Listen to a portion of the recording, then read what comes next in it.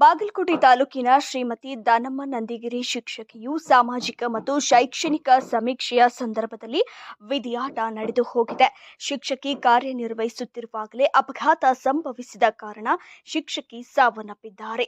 ಈ ಸುದ್ದಿ ತಿಳಿದ ಕೂಡಲೇ ಕರ್ನಾಟಕ ರಾಜ್ಯ ಪ್ರಾಥಮಿಕ ಶಾಲಾ ಶಿಕ್ಷಕರ ಸಂಘದ ಅಧ್ಯಕ್ಷರಾದ ಚಂದ್ರಶೇಖರ್ ನುಗ್ಲಿ ಅವರು ದೂರವಾಣಿಯ ಮೂಲಕ ಕರ್ನಾಟಕ ಸರ್ಕಾರದ ಹಿಂದುಳಿದ ವರ್ಗಗಳ ಕಲ್ಯಾಣ ಇಲಾಖೆಯ ಕಾರ್ಯದರ್ಶಿಗಳಾದ ಶ್ರೀಮತಿ ತುಳಸಿ ಮದ್ದಿನೇನಿ ಐಎಎಸ್ ಅಧಿಕಾರಿಯವರೊಂದಿಗೆ ದೂರವಾಣಿಯ ಮೂಲಕ ಸಂಪರ್ಕಿಸಿ ಪರಿಹಾರಕ್ಕೆ ಆಗ್ರಹಿಸಿದ ಬೆನ್ನಲ್ಲೇ ಬಾಗಲಕೋಟೆ ಜಿಲ್ಲಾಧಿಕಾರಿಗಳೊಂದಿಗೆ ಮಾತನಾಡುವುದಾಗಿ ಸೂಕ್ತ ಪರಿಹಾರಕ್ಕೆ ಭರವಸೆ ನೀಡಿದ್ರು.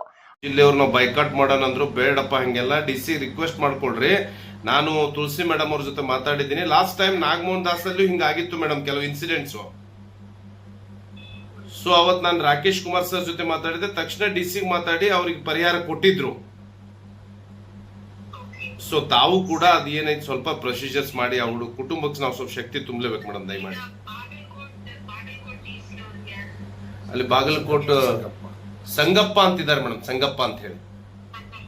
ಹೌದು ಮಾತಾಡಿದ್ದೆ. ಯಾಕಂದ್ರೆ ಇಮಿಡಿಯೇಟ್ ಆಕ್ರೋಶ ಇರ್ತದಲ್ರಿ. ಅವರು ನಾನು ಮೊನ್ನೆ ಸೋಷಿಯಲ್ ವೆಲ್ಫೇರ್ ಕಮಿಷನರ್ ಮಾತಾಡಿದಾಗ ಹಾಗೆ ಸ್ಪಂದಿಸಿ.